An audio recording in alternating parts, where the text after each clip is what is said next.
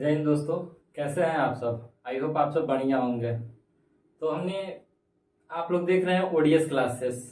इस चैनल पर आप लोगों का स्वागत है। तो हमने कल की कक्षाओं में पढ़ लिया था त्रिपक्षीय संघर्ष के बारे में। पाल, गुर्जर प्रतिहार, राष्ट्रकूट वंश के बारे में हमने पूरा चर्चा कर लिया था। उसकी पिछली कक्षाओं में हमने हर्षवर्धन के बारे में पढ़ा था। ठीक है, आज की कक्षाओं में हम चर्चा करेंगे कि 750 ईस्वी से 1000 ईस्वी तक के राजनीतिक संगठन कैसे थे। ठीक है,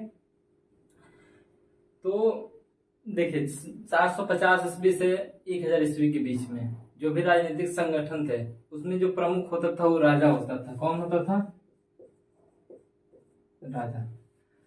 ठीक है, जिसके पास सभी प्रकार की प्रशासनिक गतिविधियों की केंद्र था। ठीक है, राजा के पास क्या था? सभी प्रकार के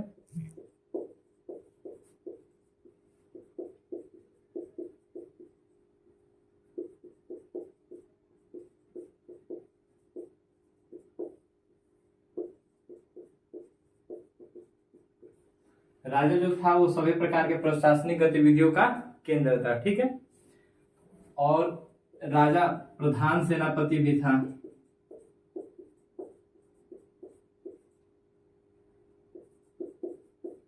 ठीक है, राजा क्या था? प्रधान सेनापति था, प्लस न्याय का प्रमुख भी था।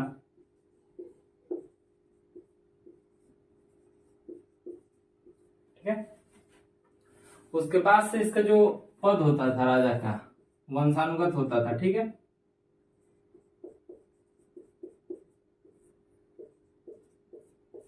ठीक है, जो राजा का पद था वंशानुगत होता था। ठीक है, फिर एक मेगातिथि जो एक उस समय का कवि था,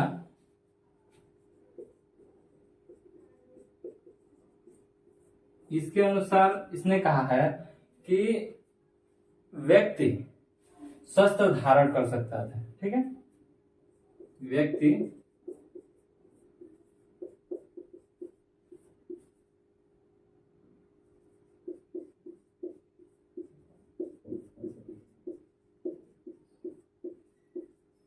ठीक है, व्यक्ति शस्त्र धारण कर सकता है। ठीक है, उसके बाद से उसने बताया था कि यह आत्मरक्षा के विषय में भी कर सकता है। तो किसके विषय में? आत्मरक्षा के विषय में।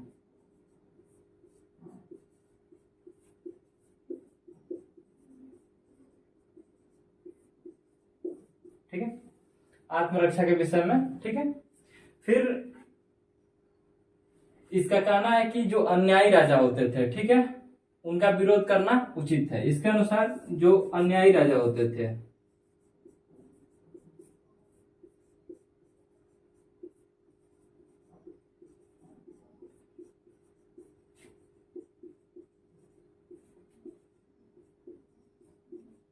इसके अनुसार जो अन्यायी राजा होते थे उसका विरोध करना उचित है। ठीक है, फिर इसका जो उत्तराधिकारी था उस समय, उत्तराधिकारी के बारे में हम लोग पढ़ते हैं, चर्चा करते हैं।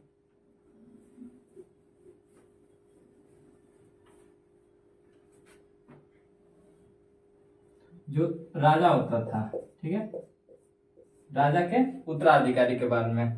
ठीक है, तो ज्येष्ठ पुत्र को सत्ता मिलती थी। ठीक है, सामान्यतः, जरूरी नहीं है कि उसे ही मिलेगी, लेकिन सामान्यतः ज्येष्ठ पुत्र को सत्ता मिलती थी। किसे?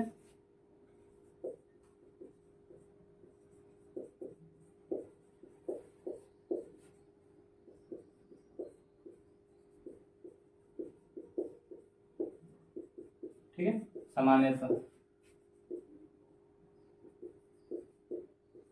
ठीक है, सामान्यतः क्या होता था? ज्येष्ठ पुत्र को सत्ता मिलता था। जरूरी नहीं है कि सारे ज्येष्ठ पुत्रों को ही सत्ता मिले, कुछ अपने बल पे भी सत्ता ले लेते थे। ठीक है, अपवाद में जैसा क्या है, राष्ट्रकूट प्रथम। ठीक है, राष्ट्रकूट प्रथम का ध्रुव, ठीक है, जो कि अपने भाइयों को हरा के गद्दी पर बैठा था। एग्जाम्पल में कौन है? राष्ट्रकूट। ठीक है, ठीक है, राष्ट्रकूट में कौन? ध्रुव, जिसने अपने सारे भाइयों को हराकर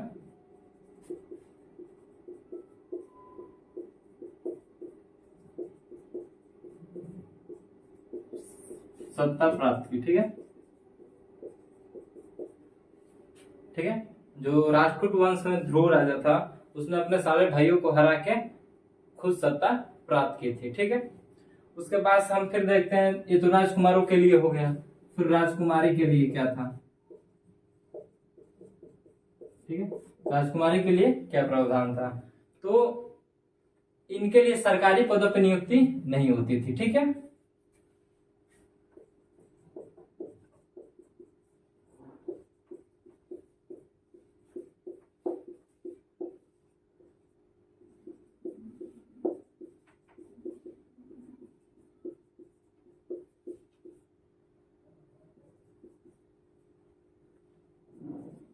ठीक है, सरकारी पदों पर नियुक्ति नहीं देखती। ठीक है, अपवाद में एक है अमोघ वर्ष की पुत्री। ठीक है, रामयूर। ठीक है, जिसका प्रशासन, जिसने पूरा प्रशासन संभाला था। ठीक है, अमोघ वर्ष की पुत्री ने। एग्जाम्पल में है अमोघ वर्ष की पुत्री, अपवाद में है। ठीक है, जिसने पूरा प्रशासन संभाला था। ठीक है, उसके बाद से हम लोग मंत्री के बारे में देखते हैं। ठीक है, राजकुमारी के बाद हम लोग मंत्री के बारे में देखते थे, मंत्रिमंडल कैसा होता था, मंत्री कैसा होते थे उस समय। ठीक है, तो इसमें सभी प्रकार के मंत्री होते थे। ठीक है, जैसे लिख देते हैं,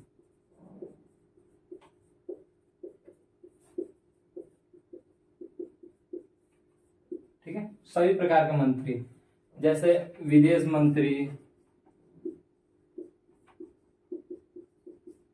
ठीक है, फिर कोषाध्यक्ष। ठीक है, उसके बाद से सेनापति, न्यायाधीश।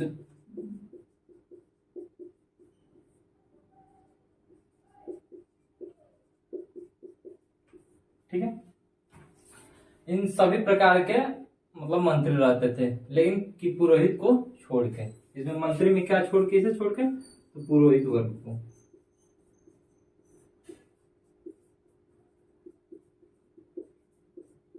ठीक है, पुरोहित वर्ग को छोड़ के मतलब इनको सभी मंत्रियों को, ठीक है, जो सैन्य अभियान था उसमें भाग लेना होता था, इन सभी को, मतलब पुरोहित को छोड़ के बाकी जितने भी ये मंत्री थे, इन सभी को किसमें भाग लेना था सैन्य अभियान में। ठीक है,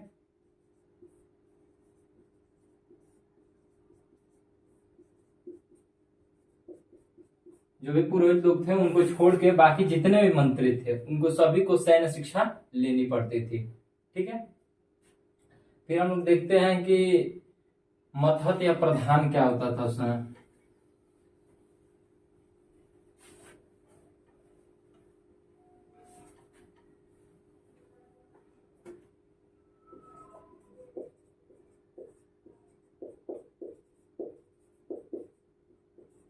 ठीक है, जैसे सरदार भी कहा जाता था, मथत, प्रधान या सरदार। ठीक है, ठीक है, इनको जो मथत, प्रधान या सरकार सरदार होते थे, ठीक है, इनको आंतरिक मामलों में पूरी स्वतंत्रता होती थी। क्या होती थी? आंतरिक मामलों में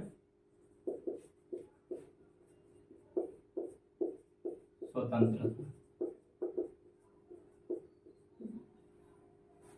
मतलब ये राज्य में कहीं भी आ जा सकते थे, कुछ भी, कोई भी काम हो ये लोग कर सकते थे, इसकी पूरी स्वतंत्रता होती थी। ठीक है, फिर राजा के प्रति इनकी वफादारी की पाबंदी थी। ठीक है,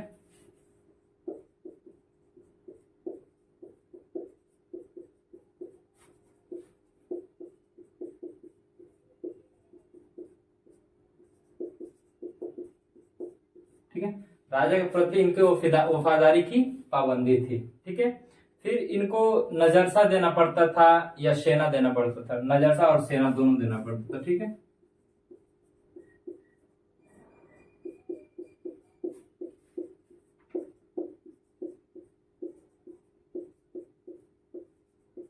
ठीक है, देखिए जो प्रधान या सरदार रहते थे तो एक अलग अलग नगर नगर में एक एक या दो दो होते थे, ठीक है, अपने अपने नगर को चलाने के लिए। तो इनके पास अपनी सेनाएं होती थी चलाने के लिए, ठीक है।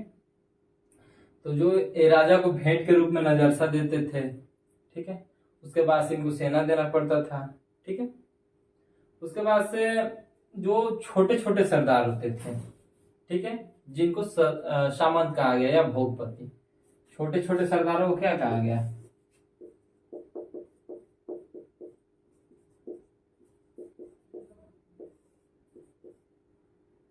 सामंत या भोगपति, ठीक है। हमने आपको सामंत के बारे में बताया था कि सामंत कैसे कैसे विकसित होता है। वैसे ही यहाँ पे जो सरदार या प्रधान होते थे, इनको राजा जो होता था वेतन के रूप में भूमि अनुदान देता था। तो ये लोग भूमि को अपना और बढ़ाते बढ़ाते अपना एक छोटा संगठन बना लेते थे, फिर उससे और बड़ी सेना रखना शुरू कर देते थे, जिससे इन लोग सामंत और भी ज्यादा बढ़ते जाए, ठीक है। धीरे धीरे इन लोग अपने अपने नगर में अपना अधिकार बना लिए, ठीक है। ऐसे ऐसे करके छोटे छोटे सामंत बन गए, ठीक है। उसके बाद से जो प्रशासन देखते हैं, प्रशासनिक व्यवस्था, तो प्रशासन में जो सबसे छोटी इकाई होती थी प्रशासन की,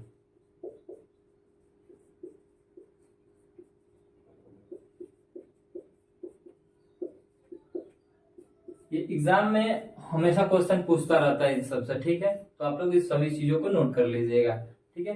तो प्रशासन की सबसे छोटी इकाई जो होती थी वो होता था गांव, ठीक है। क्या होता था? गांव। गांव में जो सबसे प्रमुख रहता था वो कौन रहता था? मुखिया या पटवारी, मुखिया और पटवारी, ठीक है। उसके बाद से इनका जो पद होता था वो वंशानुगत होता था, ठीक है।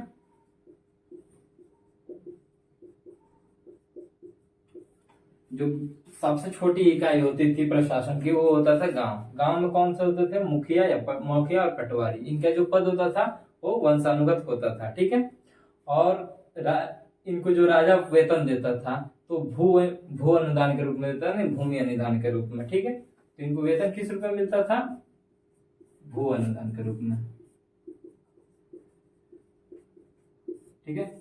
उस समय राजा ज्यादातर भू अनुदान ही देते थे, इसीलिए ज्यादातर सामंत बनते थे, ठीक है। उसके बाद से राज्य को लेकर चलते हैं, ठीक है।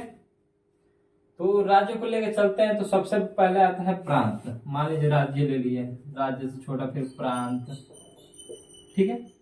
प्रांत के बाद से विषय होता था, ठीक है। और विषय के बाद से भुक्ति होती थी, ठीक है, ठीक है। भुक्ति, उसके बाद से ग्राम होता था, ऐसा होता था। जो प्रांत में रहता था, प्रांत को एक और कहा जाता था राष्ट्र, ठीक है। तो यहाँ का जो प्रमुख होता था उसे राष्ट्रपति कहा जाता था। क्या? राष्ट्रपति, ठीक है। और विषय को विषयपति, ठीक है। यहाँ के जो प्रमुख होता था उसे विषयपति कहा जाता था, ठीक है। लेकिन जो भुक्ति है, ठीक है, इसको जब पाल प्रतिहार और जब पाल प्रतिहार में देखते हैं तो इसका नाम उस समय पत्तल रहता था, ठीक है। पत्तल शब्द का प्रयोग किया जाता था भुक्ति के जगह पर। किसका? तो पत्तल शब्द का। किसमें? तो पाल प्रतिहारों में,